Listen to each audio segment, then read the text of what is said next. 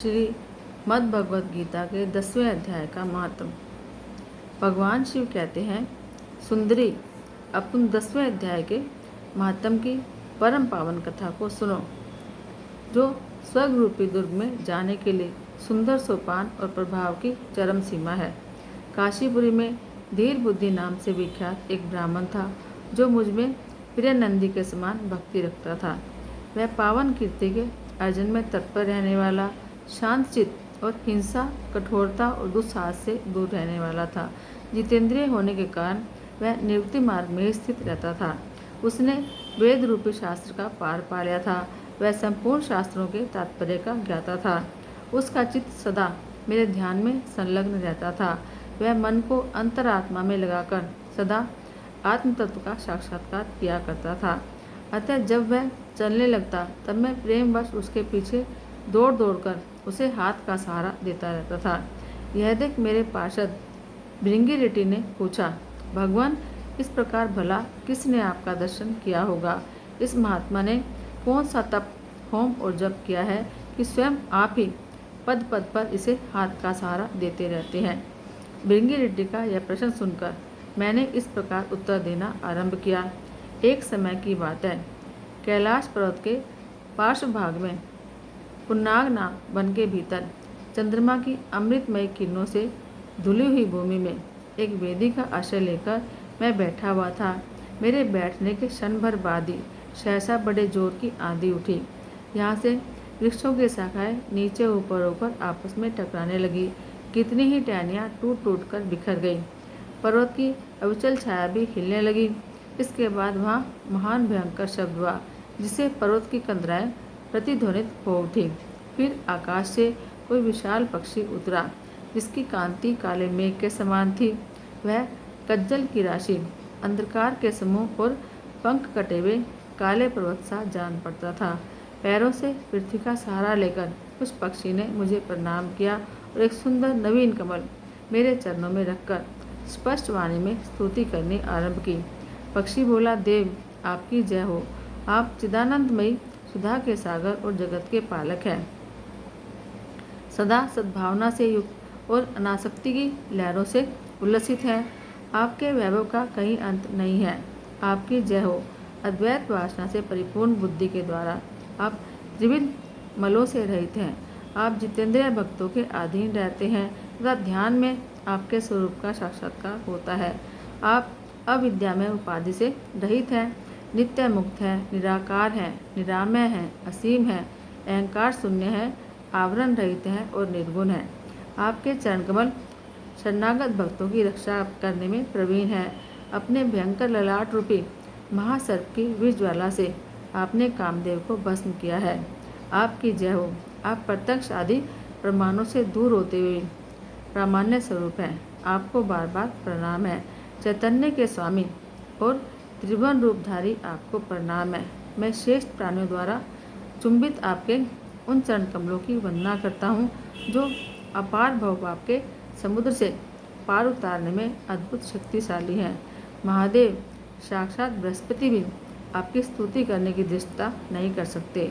सहस्त्र मुख वाले नागराज शेष में भी इतनी चातुरी नहीं है कि वे आपके गुणों का वर्णन कर सकें। फिर मेरे जैसे छोटी बुद्धि वाले पक्षी की तो बिसात ही क्या है। उस पक्षी के द्वारा किए हुए उस स्तोत्र को सुनकर मैंने उससे पूछा, विहंगम, तुम कौन हो और कहाँ से आए हो? तुम्हारी आकृति तो हंस जैसी है, मगर रंग कौवे का मिला है। तुम जिस प्रयोजन को लेकर यहाँ आए हो उसे बताओ। पक्षी बोला, देवेश, मुझे ब्रह्मा जी का हंस जानिए। धूर्जटे, जिस कर्म से मेरे शरीर में इस समय कालिमा आ गई उसे सुनिए। प्रभु, यद्यपि आप सर्वज्ञ हैं, अतः आपसे कोई भी बात छिपी नहीं है। तथापि यदि आप मुझसे पूछते हैं तो बताता हूँ। सौराष्ट्र नगर के पास एक सुंदर सरोवर है, जिसमें कमल लहराते रहते हैं। उसी में से बाल चंद्रमा के टुकड़े जैसे श्वेत मृणालों के ग्रास लेकर मैं बड़ी तीव्र गति से आकाश में उड़ रहा था। उड़ते उड़ते सहसा वहाँ से पृथ्वी पर गिर पड़ा। जब होश में आया तो अपने गिरने का कोई कारण न देख सका, तो मन ही मन सोचने लगा, ओहो, यह मुझ पर क्या आ पड़ा। आज जैसा मेरा पतन कैसे हुआ? पके हुए कपूर के समान मेरा श्वेत सिर काला कैसे हो गया। इस प्रकार विस्मित होकर मैं भी विचार ही कर रहा था कि उस खोखले के कमलों में से मुझे ऐसी वाणी सुनाई दी कि हंस उठो, मैं तुम्हारे गिरने और काले होने का कारण बताती हूँ। तब मैं उठकर सरोवर के बीच में गया और वहाँ 5 कमलों से एक सुंदर कमलनी को देखा। उसको प्रणाम करके मैंने प्रदक्षिणा की और अपने पतन का सारा कारण पूछा। कमलनी बोली, कलहंस, तुम आकाश मार्ग से मुझे लांग कर गए हो। उसी पातक के परिणाम रूप तुम्हें पृथ्वी पर गिरना पड़ा है तथा इसी के कारण तुम्हारे सिर में कालिमा दिखाई देती है।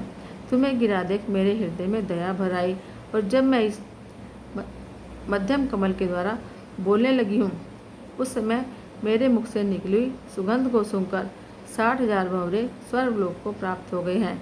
पक्षीराज, जिस कारण मुझमें इतना वैभव ऐसा प्रभाव आया है उसे बताती हूँ, सुनो। इस जन्म से पहले तीसरे जन्म में मैं इस पृथ्वी पर एक ब्राह्मण की कन्या के रूप में उत्पन्न हुई थी। उस समय मेरा नाम सरोजवदना था। मैं गुरुजनों की सेवा करती हुई सदा एकमात्र पातिव्रत्य के पालन में तत्पर रहती थी। एक दिन की बात है, मैं एक मैना को पढ़ा रही थी। इससे पति सेवा में कुछ देर हो गई। इससे पति देवता कुपित हो गए और उन्होंने श्राप दिया, पापनी तू मैना हो जा।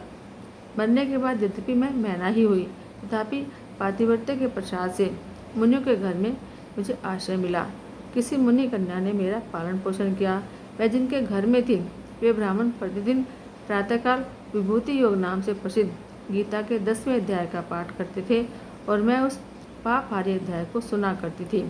व्यंगम काल आने पर मैं मैना का शरीर छोड़कर 10वें अध्याय के महात्म्य से स्वर्गलोक में अप्सरा हुई।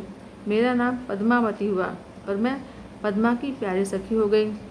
एक दिन मैं विमान से आकाश में विचर रही थी।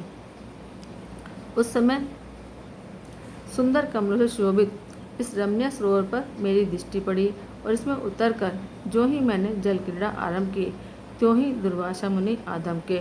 उन्होंने वस्त्रहीन अवस्था में मुझे देख लिया। उनके भय से मैंने स्वयं ही एक कमलनी का रूप धारण कर लिया। मेरे दोनों पैर 2 कमल हो गए, दोनों हाथ भी 2 कमल हो गए और मेरे शेष अंगों के साथ मेरा मुख भी एक कमल हुआ। इस प्रकार मैं 5 कमलों से युक्त हुई। मुनिवर दुर्वासा ने मुझे देखा। उनके नेत्र क्रोध की अग्नि से जल रहे थे। वे बोले, पापनी तू इसी रूप में 100 वर्ष तक पड़ी रह। यह शाप देकर वे क्षण भर में अंतर्ध्यान हो गए। कमलनी होने पर भी विभूति योगाध्यास के माध्यम से मेरी वाणी तृप्त नहीं हुई है। मुझे लांघने मात्र के अपराध से तुम पृथ्वी पर गिरे हो। पक्षीराज, यहाँ खड़े हुए तुम्हारे सामने ही आज मेरे शाप की निवृत्ति हो रही है, क्योंकि आज 100 वर्ष पूरे हो गए।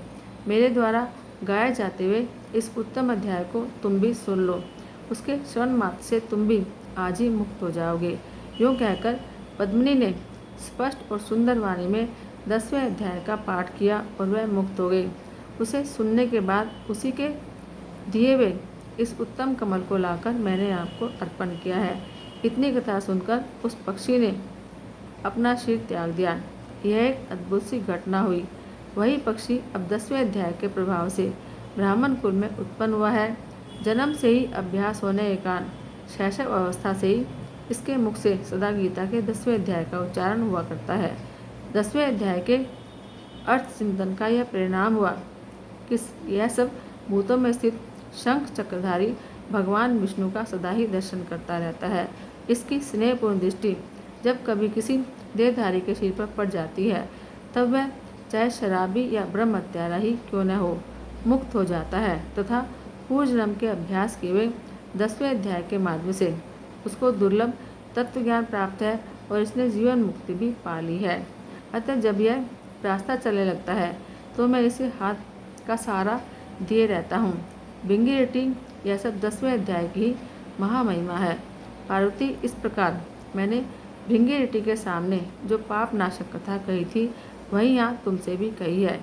नर हो या नारी अथवा कोई भी क्यों न हो, इस 10वें अध्याय के सुनने मात्र से उसे सब आश्रमों के पालन का फल मिल जाता है।